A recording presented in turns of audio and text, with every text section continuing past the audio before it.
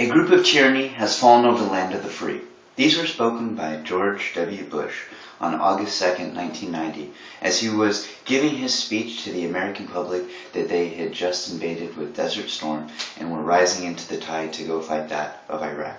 Now, I'm going to tell you the circumstances and why this speech was actually very important to our history, and I'm going to give it to you for those two reasons. The first reason were the circumstances. There were a lot of things going on that a lot of people didn't understand that Bush really addressed very well within his speech.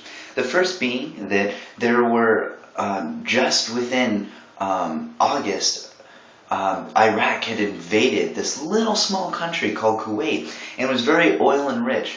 And it was something that we could just not allow to happen for these free people. And not only were they free, but yes, this did carry circumstances onto having oil. And Bush was even noted for saying within Congress that we cannot allow a country like Iraq to gain so much power through oil influences. And you could see this because it was clearly addressed, because if they did have weapons of mass destruction, that you wouldn't allow funding for these weapons of mass destruction to actually exist. Now, Congress at the time decided that they were going to put sanctions and embargo through the United Nations. While this isn't, a whole lot of work, at least showing that something was being done, but Bush thought really a bigger steps needs to be done than just sanctions and embargo on a country. Now, he did address, a joint, George W. Bush, had a Congress, and he did a really good job at, while this was going on for his speech, he did a really good job at labeling them the axis of evil and really showing that these were a corrupt people.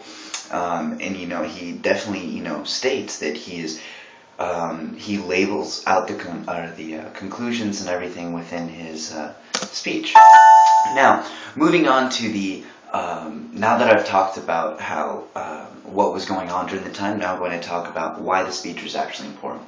Well, the impact of it was that it just truly rallied a nation of people together and really made them want to stand behind our president.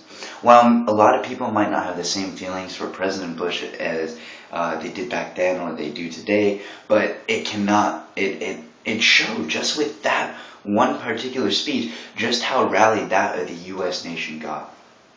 They felt like, the president was actually doing his job. He's protecting these people, especially if there's weapons of mass destruction. Hell, he's even protecting, our country and other countries just like that.